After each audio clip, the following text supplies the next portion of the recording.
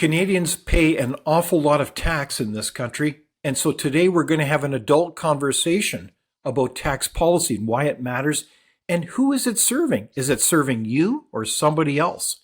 And quite frankly, whether our country has a future. Well, we all know that tax policy matters. And the question today is Canada's tax policy competitive? As the United States introduces its so-called big beautiful bill with all kinds of features built in it. The question is, do we have a competitive tax system? And does Canada frankly have a future? Or are we going to become, what is it called again? Oh yeah, the 51st state. So I don't want to sound too dramatic here, but I'm delighted to have my accountant, so to speak, with me here today, and that's Kim Moody. So welcome, Kim. Oh, thanks, David. Pleasure to be here. Well, Kim, it's great to see you. You've always got lots of great insight into tax policy and I think, frankly, life. You are the founder of Moody's Tax Service and private client management company in Calgary. And you bring a lot of insight to bear. So we are going to tackle that today as we look at Trump, admin 2.0. We've got a lot of challenges like trade, uncertainty in the economy. We've just heard that we've lost some 44,000 jobs in this country. What's the quick take of your sense of where Canada stands in terms of being a competitive tax jurisdiction in this country? Well, there's lots to unpack there, David, but I think right now, the way I view it, at least anyhow in my head, is we're a rudderless boat. You might as well plunk Canada into a small canoe without any oars, Wow.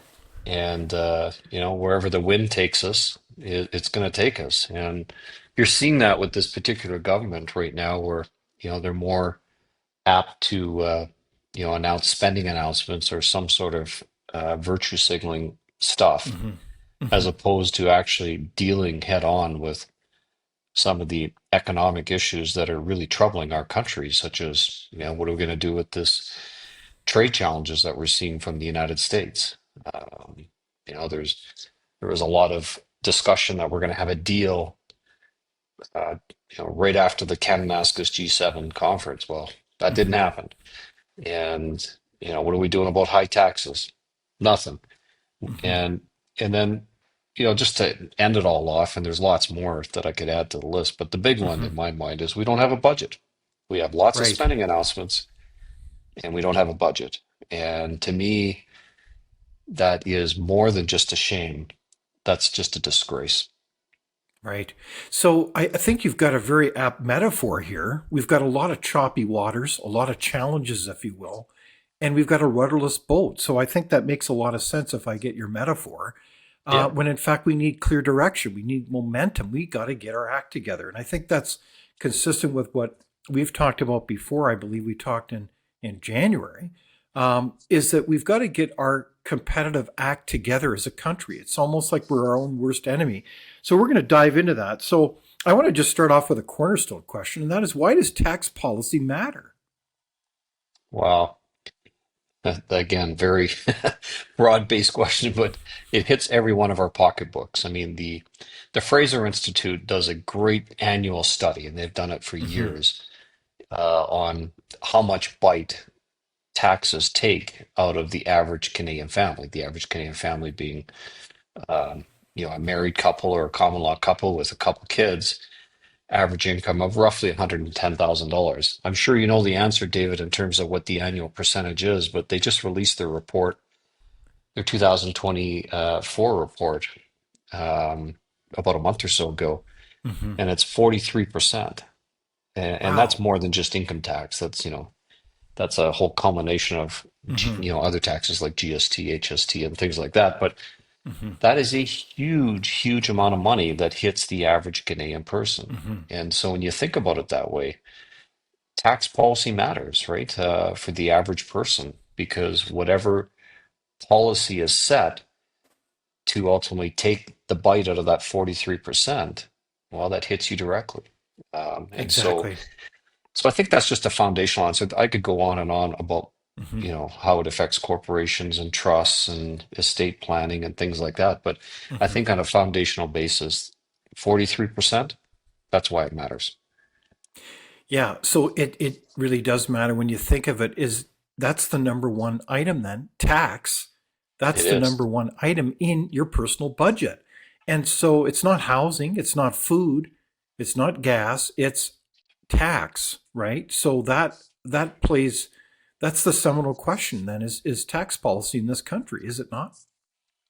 Absolutely. And one of the things I've been on my pulpit about in my writings and speakings is that, improve financial literacy will improve the financial well-being of individuals and a country. Hmm. Hmm. And I hate to say it, but and I don't intend for this statement to be, too sharp, but our country is financially illiterate Hmm. on average. There's not, it's a low, low percentage of Canadians that are financially literate. And there's a high percentage of low information voters. Hmm. So if you take that combination of, high financially illiterate and high low information voters, what do you think we're going to get? We're going to get, people elected that ultimately feel good, Hmm. and as opposed to really trying to elect the right person. And the right Hmm. person, in my view, is somebody that can steer the ship, and get us out of this rudderless situation. Because if you float all boats, carrying on with my crazy metaphor, if you float all Hmm. boats upwards, everybody benefits. And Yeah. so, in any event, that's a little rant for you. Well, no, I think that's well said, and I think you're challenging us to up our game when it comes to financial literacy, because it does Absolutely. mean everything in terms of, well, frankly, can we achieve the Canadian dream?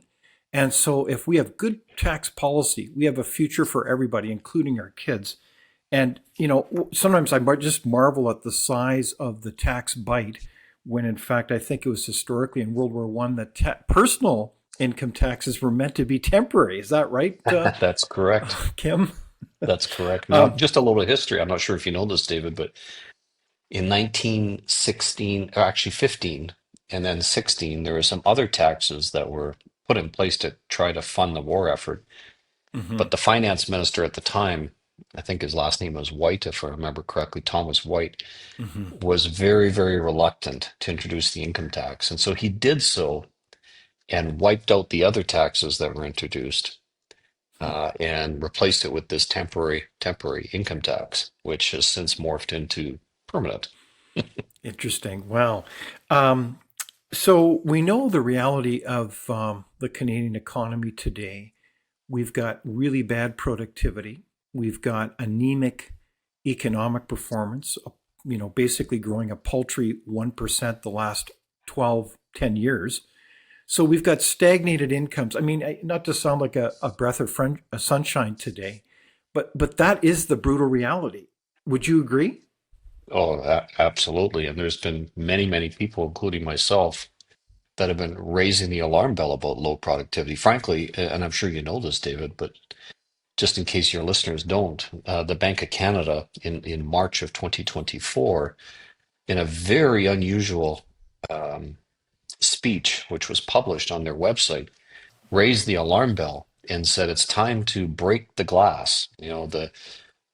The fire alarm The glass. emergency glass. Yeah, the emergency glass, and on low productivity.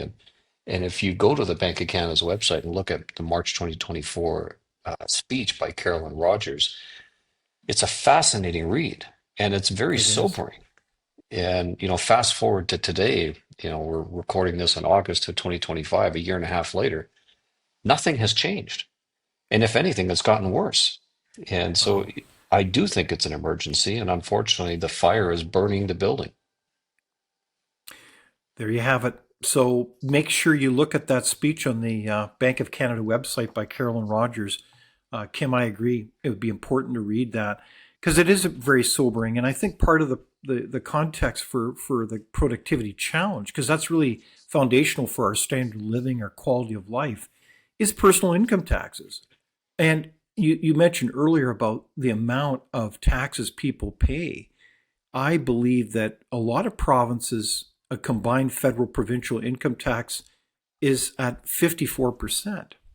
It is, I yeah. mean, this is incredible. So, what should be, I want to ask you a strategic question. What should be a fair level of taxes that people should be paying so that you create an incentive to do what again? Oh, yeah, work in this country, to be able to Yeah. save money, to build the Canadian dream. What do you think would be a fair percentage? Do you have a Uh, sense of that? I do, but I think that question presumes that the income tax is the right way to tax. Ah, Yeah, yes. and I wrote an article in the Financial Post. As you know, David, I write weekly for the Financial Post, and I put out a piece probably about a month and a half ago that says, you know what, our country, like some other countries around the world, but in particular Canada, is way too reliant on the personal income tax. I'll test Hmm. your knowledge here, David. So in 2023, I think it was, our country had 450, or federal government had $459.5 billion of revenues. How much of that was collected in personal tax revenues? Any guesses? Was it about a third? You want to try again? Half? Close to half, 217.7 billion. So if you do that Wow. math off the top of my head, that's about 47%. That's incredible, right? Because the corporate tax was about 83 billion out of that 459.5 billion. That doesn't even come close to the personal tax revenues, even though, big companies and companies in general are, vilified because they don't Hmm. pay enough tax. Well, that's just Hmm. nuts. That's crazy. And the carbon tax, which is now gone, thankfully, Hmm. was a pittance. The GST, how much do you think we collect in GST, David? Out of that 459.5 billion. And I'll use 15? round numbers. It's about 50 billion, roughly. It's a little more than that, but let's just call it 50 billion. How much do we pay in interest charges on our debt? Way too much, Kim. About 60 billion, and I'm rounding up. Yeah. There's some recent estimates that say it's about 46 billion. I don't believe those numbers for a second. But when you think that all of the GST that we're collecting is going to pay for interest on debt, and we That's have incredible. personal tax at 217.7 billion, that's crazy. Hmm. So my advocation was to move towards a consumption tax, which is what we have with GST, but increase that a lot and then Hmm. reduce the personal tax. So that's the first answer to your question. But assuming that's not going to happen because that's very politically charged, of course, Hmm. I do think something around 50% should be the ultimate maximum. Mm. And the Royal Commission on Taxation, headed by Kenneth Carter in 1966, wrote a whole piece on that about how any personal tax rate in excess of 50% is psychologically damaging Hmm. because there's a disincentive to work. And I think his statement that he made on that 50 years ago is just apropos today as it was back then. So I think the absolute maximum should be 50. Hmm. I really like what Alberta did back during the Ralph Klein days, where we had a flat tax and our maximum rate was 39%. Those were good days. Wow. And we need to go back to that. Amazing. So So, but long, I like the long-winded way answer for you're, you. no, but it's again, wise insight, Kim, that you're offering us is kind of a principled response to the issue of what are the limits to taxation so that we achieve the outcomes to build a better society. We know that we've got to pay tax. The issue is how much so that we enable us to go forward as a productive society. And quite frankly, it's almost like our government is addicted to spending, and with No our question. hands firmly in our pockets, to an extreme measure. And it's like one of these moments where you've got to kind of, I mean, I think you're challenging us to say, given our situation, we need to get everybody out of the pool, kind of moment, and look at the fundamentals and say, this isn't working for anybody because it's destroying our country, isn't it? Completely. And with these kind of politics that we've had for the last 10 plus years now, it'll continue that way until there's a demand by the Canadian public to not. Mm-hmm. And unfortunately, with and I'm, not to get too political here, but am I a big fan of Mr. Carney so far? No. I think the first 100 plus days of his tenure has been a disaster. Hmm. Lots of good Interesting. talk, but Yeah.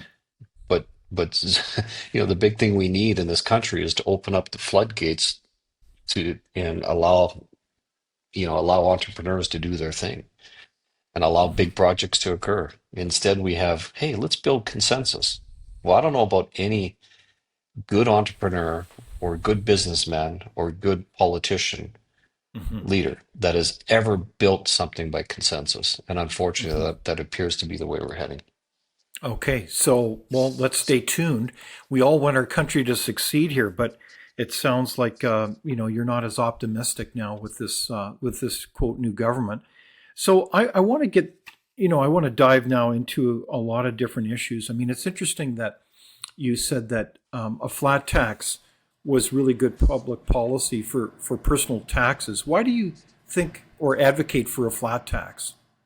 Well, a flat tax at its root um, core, if you want to call it that, I'm not a fan of because it's a regressive tax. So let's say you have like in Estonia, 20% flat tax on personal income.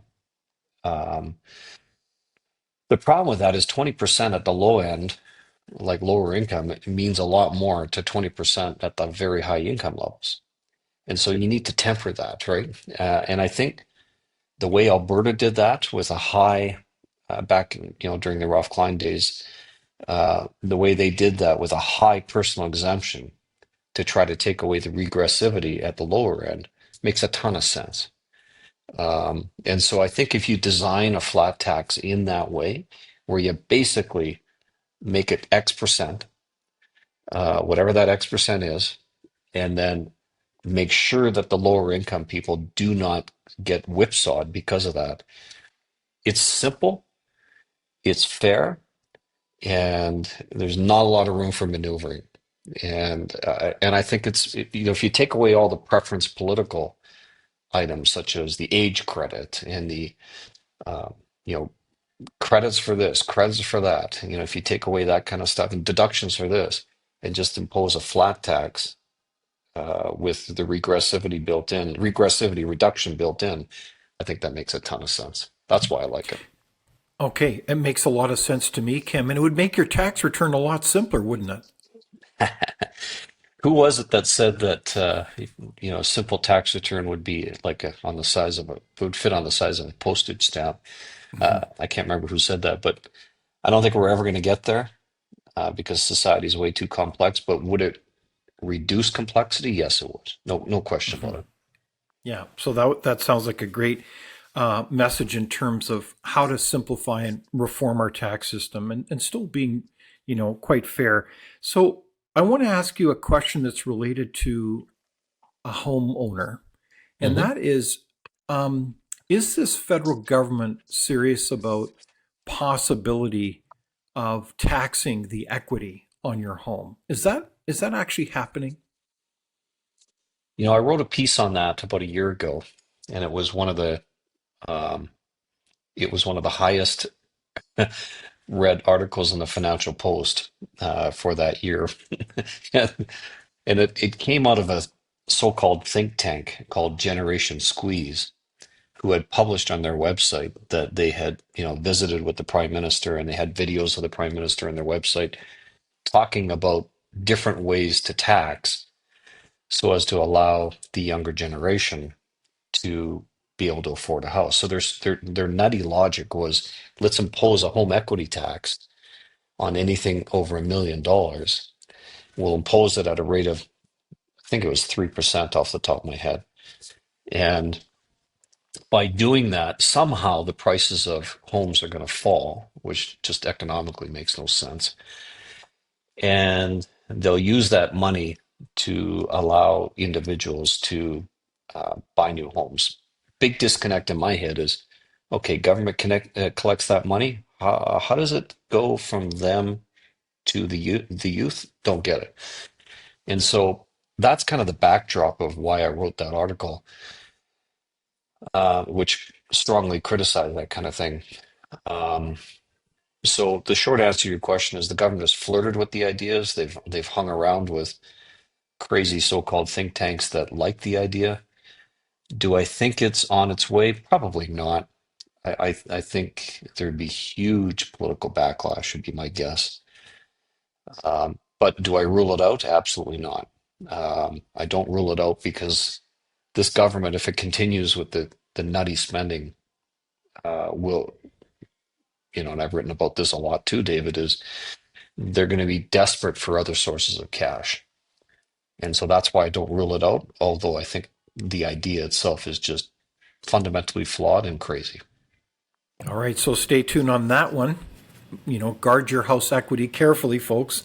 So I want to Yes. shift now to business taxes. And my question really is, I know that in this country, we've got a lot of problems with red tape. We know that most jurisdictions in Canada are fairly hostile to business. And I don't think I'm being dramatic, am I, Kim? No, no, not at all. I mean, pre-liberal government of 2015, I would say the answer was they're not hostile, but today, absolutely. Yeah. And why do you say that? Lots of experience, right? I mean, I could give a history lesson of the last 10 years in terms of the Hmm. attacks on business, but that would take up all the rest of the time of this podcast, David, For so I won't sure. do that. Okay, but the point is we're just mired in red tape, and if you're not in business, there's no reason why you'd know this because you kind of assume that, well, I'm going about my day to day business and businesses are succeeding, therefore it must be relatively easy to carry out a business, but it isn't.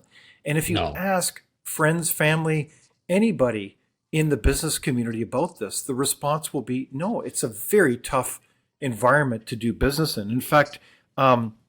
I believe just a few months ago, there was a significant KPMG study that talked about red tape internationally, and it just showed that Canada's at the bottom when it comes to a jurisdiction to do business. So we've got a real problem here.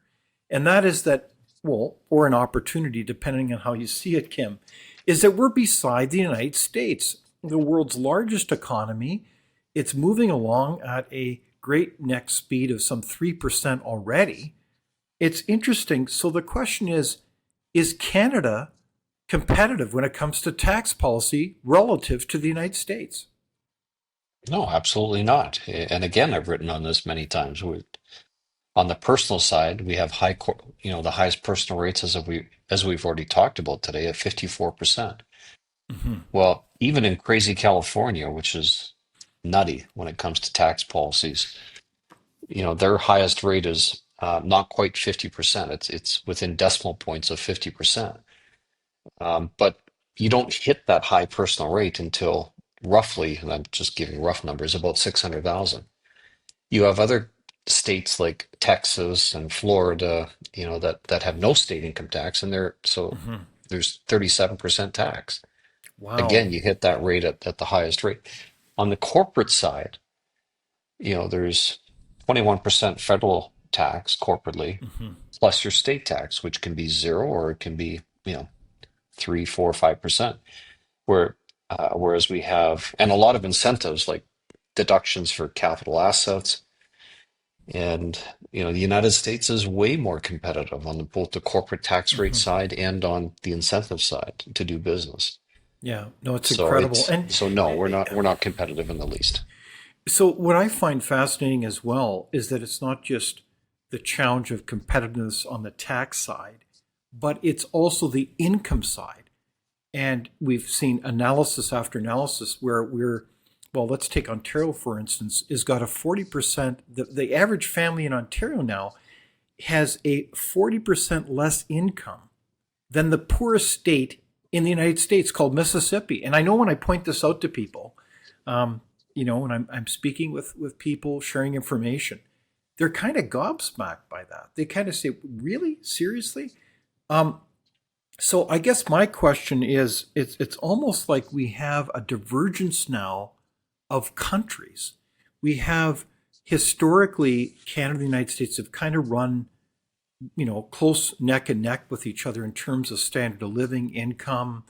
I'm not sure, historically on the tax side, but we've had to remain pretty competitive. Do you see a divergence now between our two countries, the United States and Canada? I think that divergence has existed for quite a while, David. And I think you described some of the income disparities between Canada and the lowest states. And again, that's existed for at least the last 5, 6, 7 years. Um, and, with this kind of spending that this federal government is planning to do, and, no corresponding adjustments on the tax policy side, and low productivity being a real nagging issue, I see it continuing, and it's a shame. So I guess what I'm getting at here, Kim, then is that we're really at a significant fork in the road here when it comes to what policy path we're going to take and whether that divergence is going to get even more as, frankly, we become a poorer nation. And so, in that context, you've all heard in July the passing of the so called Big Beautiful Bill in the Yeah. United States.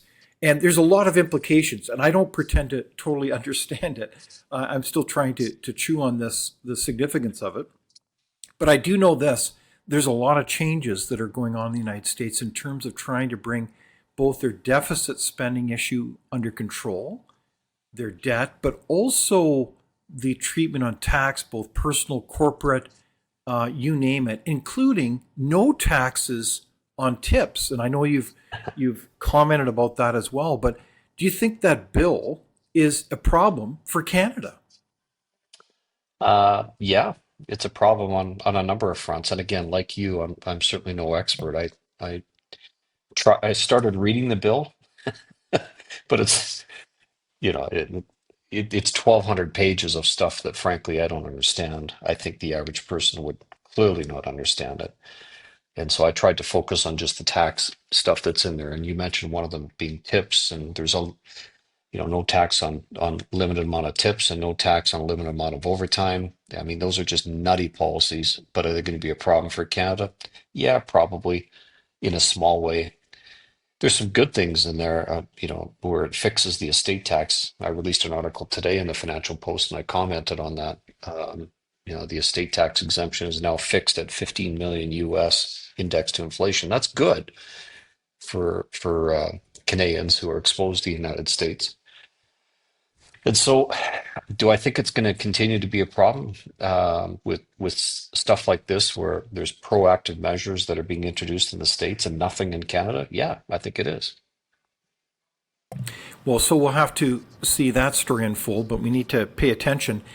I want to bring up a slide now, and it talks Sure. about the movement of money from Canada to other parts of the world, particularly the United States. So we all know that we get a lot of foreign investment into the country, but we've also got money leaving. And so we've got this graph here that shows over a period of time a lot of, I think that orange almost matches your color in your office there, Kim. But if you don't know what that beautiful color means, it means the money leaving Canada net. Does that concern you? I mean, that's a lot of money. I mean that's $811 billion over the past number of years here. Yeah, it obviously concerns me, right? Because for every dollar that leaves Canada, whatever that rate of return that could be expected on that dollar, and it is subject to tax in Canada, or would have been subject to tax in Canada. Hmm. And so it's an opportunity lost for tax revenues that ultimately be reinvested back into Canada in a proper way rather than just crazy spending. Hmm. And so $811 billion, it doesn't take a rocket scientist to say, okay, let's say it's 5%. Well, that's $40 billion. Let's say that the average rate of tax on that on a flow through basis on an individual, let's just say it's 30%. That's $12 billion annually that Canada's losing. That's a tremendous amount of money. No, it's And huge. so it does concern me. So the next slide I want to share with you has to do with another form of capital, as accountants talk about balance sheets, and that's really about people. I mean, people, as you know, if you're going to build a team, you need the A team to move our country forward. And so here's a graph again from Stats Canada that talks about Canadians permanently left in the second highest volume ever. And I know you've done a lot of thought not only about this, but you work with a lot of people that are clients that are knocking on your door, Kim, saying, I want to make the big move. So, what are you hearing? Yeah. Help us understand what this means for us as Canadians. Yeah, I wrote about this particular graph in an article about a month ago in the Financial Post. It seems like we're talking about a lot of articles I write, but this graph is really telling, right? I mean, you see it in 2013. Try that again. 2015, it spikes up tremendously, and then it kind of gradually settles down to a low point there in 2020 because of COVID and the travel restrictions and the all the complexities around that. And then all of a sudden, bang, goes right back up magically around the time that the Trudeau government gets reelected. Mm-hmm. And then it settles down a little bit because there's some hope. And then all of a sudden, bang, it's back up. So, and I can, so do I see this in my day-to-day practice?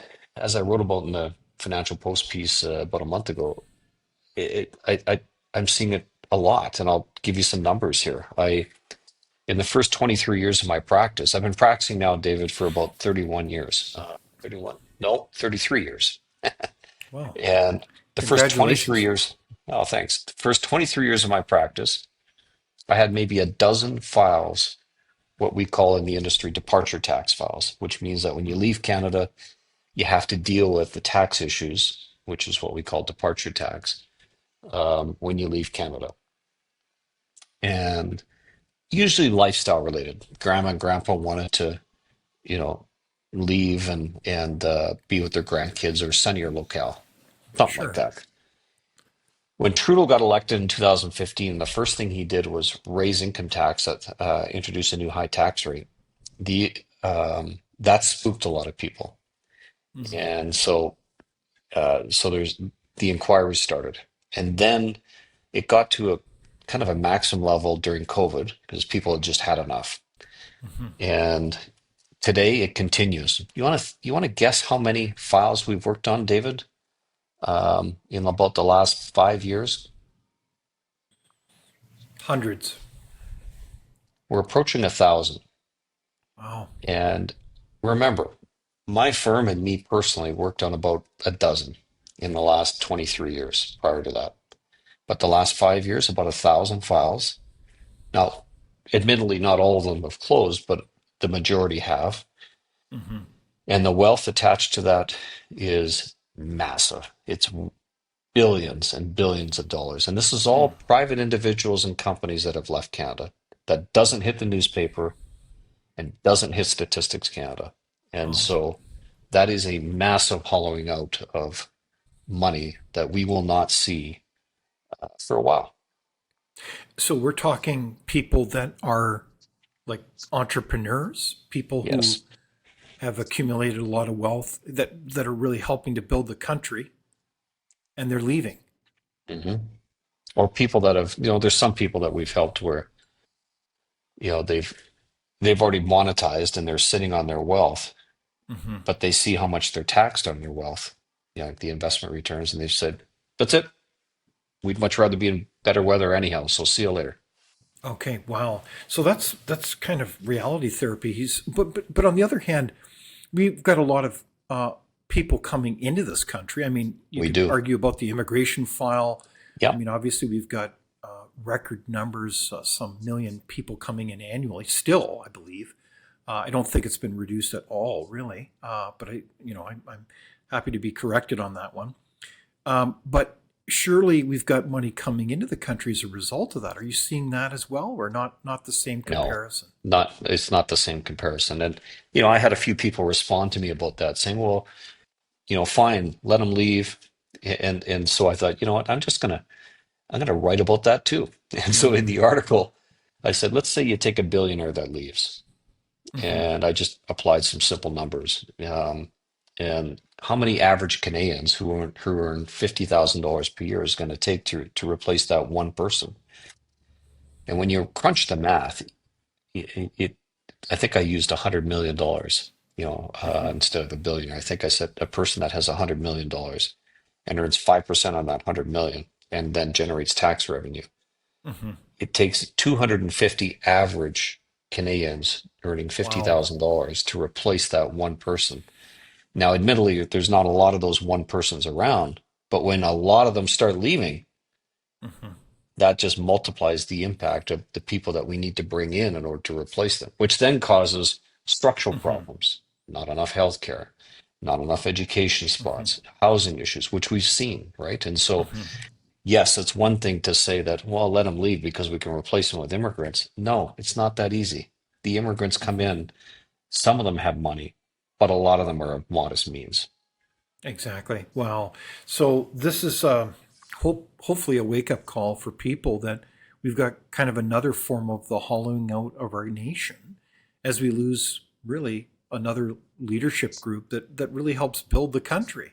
No Yeah, question. and I guess you can always criticize them and say, well, they're not patriotic enough to stay in the country and help us fix it. But I guess the problem is if you look at this in your own situation and you rationally think through it, it's a difficult decision, isn't it, Kim? It very much is. I mean, virtually all the people that I've worked with are proud Canadians. Hmm. And, as I told them, like, hey, I'll help you. I don't like doing this kind of work, but I'll help you. Hmm. Yeah. Um, and it's not that they're proud to leave Canada, it's just they're sad and disappointed.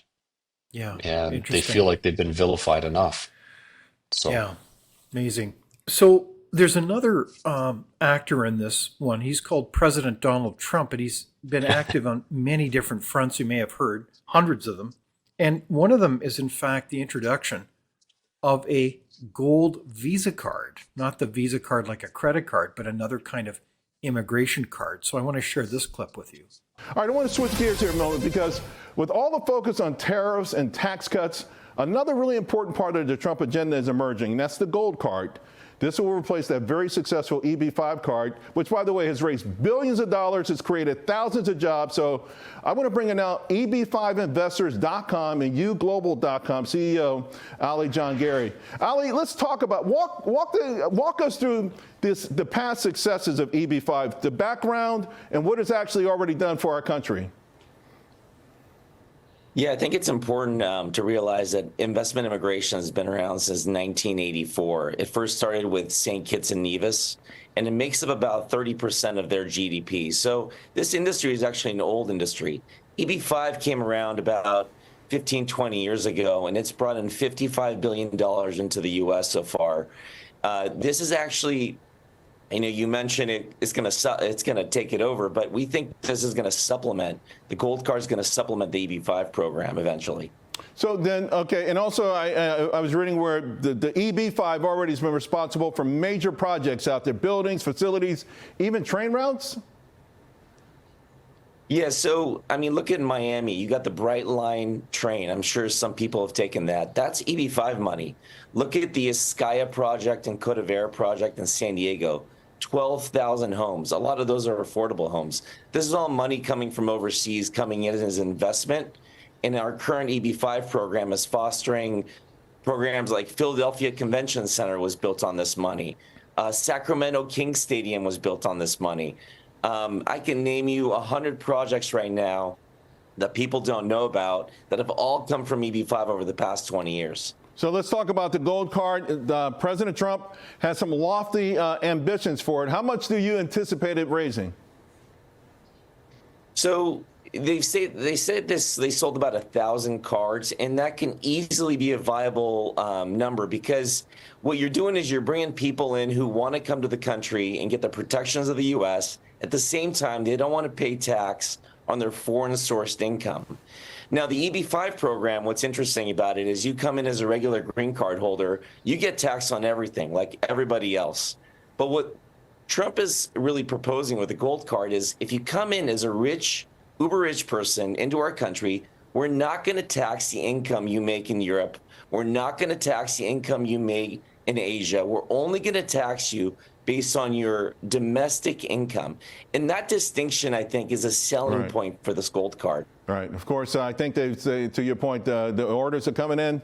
Wow. We'll see what happens. It really is exciting. Ali, thank you very much. Appreciate it. So there you go. You've got the gold card underway. They're starting it up. They're moving forward. What do you think about that, Kim? Is it just all political theater, or is it going to actually suck a lot more of our entrepreneurial class out of this country to the United States? Well, $5 million is a big number to begin with. And so that hurdle is going to be, not for your average entrepreneur. It's going to be for the wealthy entrepreneur. And of course, the numbers of wealthy entrepreneurs in Canada have certainly reduced, but there's fortunately still a fair number of them. Do I think it will be a contributing factor to, an outflow? Sure, absolutely, especially for ones that want to be in the United States, which I fielded a call today, possible new assignment for me for a fellow that wants to go to Montana and start up his business there. He's had it with Canada. Something like that would be potentially worthwhile. I should note though, David, and maybe you have this as a question for me, but so I'll jump the gun a little bit, but that idea is not a new one, right? That idea of taxing only the U.S. source income to the extent that you get a so-called gold card, that's a copied idea from European countries, and in particular, the most notable one is the UK, who used to have so-called non-domiciliary regime, right? Where now they've since eliminated that, but you would pay a fee, an annual fee. In the UK, I think it was £30,000 annually, in that range. I can't remember the exact number. And to the extent that you qualified, then you would only be taxed on your UK sourced income. And so thus you have this, all your assets were parked offshore, not taxed. And so it's pretty much a copycat regime that he's doing here with a much higher price tag. And so we'll see if it works. But my understanding, I stand to be corrected, David, is that it's not yet law. And although they're pre-selling or trying to get ideas, but I think Congress needs to approve it. And to my knowledge, they haven't done so yet. So yeah, I think that's true. But in this context, you can see the level of thinking. They are going after making themselves a magnet for business capital, but also for people. And I think it begs the question, how is Canada, frankly, going to out-American the Americans? We need to be a magnet for capital. We need to be a magnet for people who want to build businesses and make this the most prosperous free nation in the world. I mean, we've got everything for us from coast to coast to coast. And meanwhile, it's like we are declining in terms of our standard of living and not going forward. Is that how you see it? I do. And I think the factor that Canada does not have in its favor is its weather. Some people like the four seasons. Most don't like the winter. And so, so let's be real about that too. So we've got to even be better than other jurisdictions that have nicer weather. So completely. I mean, and that's it's a big pretty draw, humbling right? stuff. Yeah, isn't it? Well, I mean, you can see why when it came to the founding of this country in terms of British North America, I mean, you can see why our population hundreds of years ago was so modest. I mean, to the credit of Aboriginal people, they had the ingenuity to live here, but otherwise you wouldn't rationally live here without the technology that we've had the last 150, 200 years to be able to make it the incredible country that it is. So we've got to keep perspective on this, and as we look to renew our country. And so when I look at, we've alluded to this before, Kim, is we've got a new federal government in place. Well, it's getting a little bit staler now after several months in office, but we've got to rebuild our country. And there's so-called talk about doing national priority projects, Bill C-5, One Economy. We've got everything going for us in terms of oil and gas, and yet Are you optimistic that we've changed or shifted policy when it comes to the previous government, the Trudeau government's war on energy? Are we shifting to a new choice when it comes to public policy so we can get oil and gas exported to this country? Well, right now, my answer is an emphatic no. An Uh, emphatic no. no, we're not. I mean, I like the tone better than the previous regime. You know, Mm-hmm. they're saying the right things, but actions speak louder than words. And Mm-hmm. one of the things that I don't like is that I'm seeing out of this regime so far is, we need consensus. We need consensus. We need Mm. consensus from the indigenous people in the provinces. Well, we all know we're not going to get consensus. And if we don't get consensus, then how are you going to build these major projects? And so, no, I'm not optimistic in the least bit. Okay. Wow. So, I mean, I will I say though, think David, just to yeah. if I can, just to jump to your point, which I think is a really good one, that as a small country with winter being a major disadvantage to us, and how do we think out of the box to attract people? There's a Mm-hmm. great case model or case study on this, and it's Estonia. And Estonia. I'm not sure if you're familiar with and they came out of the Soviet um, you know regime, if you want to call it that, Mm-hmm. and they were basically reconstructing their economy from the ground up. Well, in the roughly year 2000, they it introduced a 20-20-20 system. 20% VAT, a 20% flat tax, and a 20% corporate distribution tax. But the corporations don't pay that tax until the profits are distributed outside of the company. Mm-hmm. And so what that allows for is a reinvestment of those profits back into the company to allow for capital expansion and growth. And it's worked phenomenal for them. And if you look at any measure of this, productivity, um, profits, um, just efficiency of their system, it's number one. And so Wow. I challenge your listeners to go and look at any OECD measure about Mm-hmm. productivity, tax systems, and Estonia will be number one or certainly in the top five. Last time I looked, it was number one. So, Wow. and Interesting. and Jack Mintz, well-known Mm-hmm. economist, is Mm-hmm. big fan of the Estonia model, and he's developed what he calls the Made in Canada Estonia model, what I call Interesting. that. And so, yeah, it's interesting. Mm-hmm. Well, I like what you're thinking, Kim, in terms of we can learn from other countries, and we promote this a lot at Frontier. I mean, I think the Estonian example or model is a really innovative one, and it reminds me of so many other international models for all kinds of things. Like I think of Sweden when it comes to healthcare, empowering people to have choices around not only healthcare but education. And there's so many other good examples. And it almost seems like we've got a bit of a problem in Canada, and that is that we have so many vested interests, special interests, whatever you want to call them, who really dominate the public policy game and don't allow us or enable us with political decision makers to move forward and improve ourselves. I mean, if you're not bringing an attitude of improvement, then you're going backward, and I think that's where Canada is. What's your Yeah, comment? I think you hit the nail on the head. Special interest groups, and in particular, in my opinion, unions are a big problem. Mm. Hmm. Unions historically have certainly served a very good purpose. I think that purpose has, for the most part, outlived itself, and they venture into areas of public policy that I think are beyond their mandate, Hmm. especially when it comes to politics and tax. And Hmm. I would like, I'm on record many times saying that I think unions should be taxed, whereas right now they're not. And so they use that non-taxability to their advantage. And so things Hmm. like that attack the vested interests of special interest groups would make some Hmm. sense and frankly level the playing field and in a better way. So yes, Interesting. I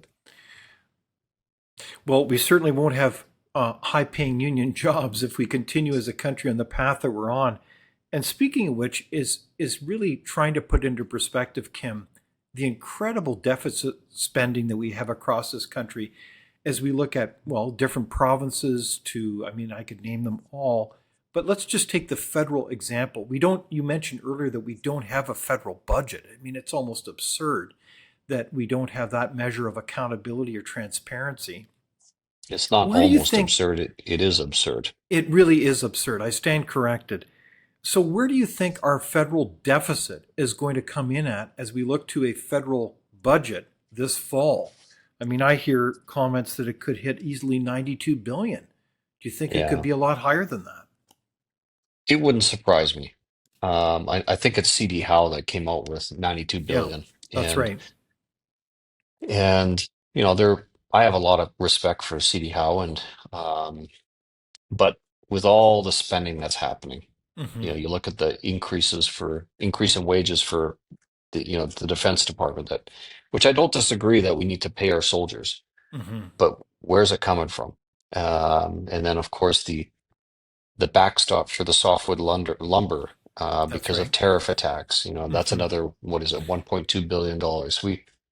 All these things come with price tags, and Hmm. how they're actually going to be paid for is beyond me. And so I think it's high time that we have a budget, and it wouldn't surprise me to see the budget be over $100 billion.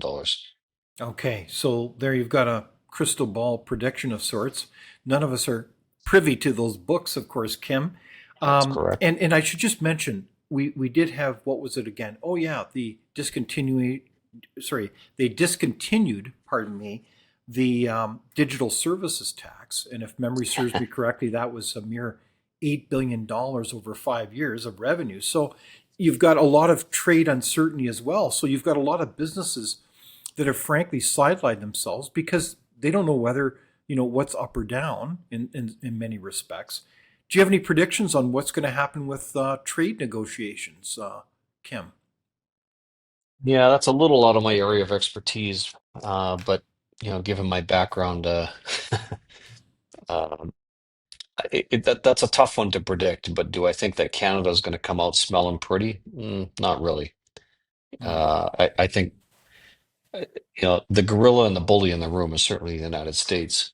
Um, Mm-hmm. and are they going to try for so-called best deal? Of course they are. And Mm-hmm. so I think our negotiating position and tactics are certainly a lot less than a lot of talking heads think they are. Uh, Mm-hmm. there's a particular talking head who I'll keep nameless because I don't want to get sued. But you know, always on social media talking about, you know, make sure you don't travel the United States. Make sure you Mm-hmm. buy Canada. Well, okay, fine. But do you really think that's going to make a big difference? And do you think you can sustain that for the long term, Mm-hmm. given that our biggest trading partner and we're so reliant is the United Mm-hmm. States?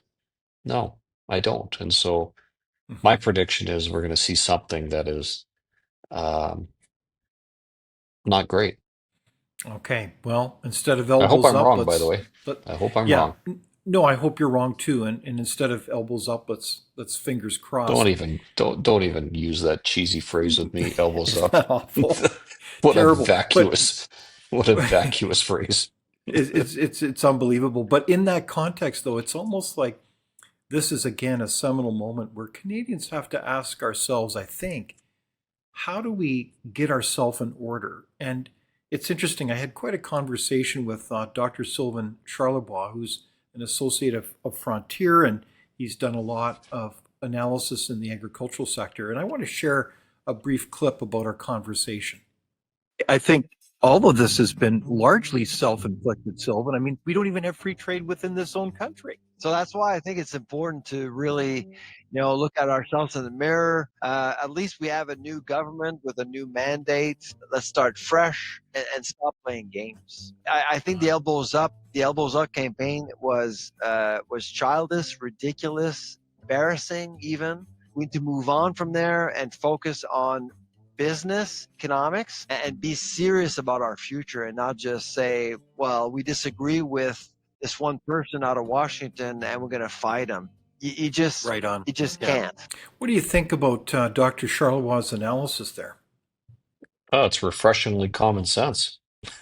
And it's I love his bluntness about the elbows up campaign. That was just so embarrassing. We need to get Canada running economically, get government as much as possible out of the way, get Mhm. government approving things that it should approve.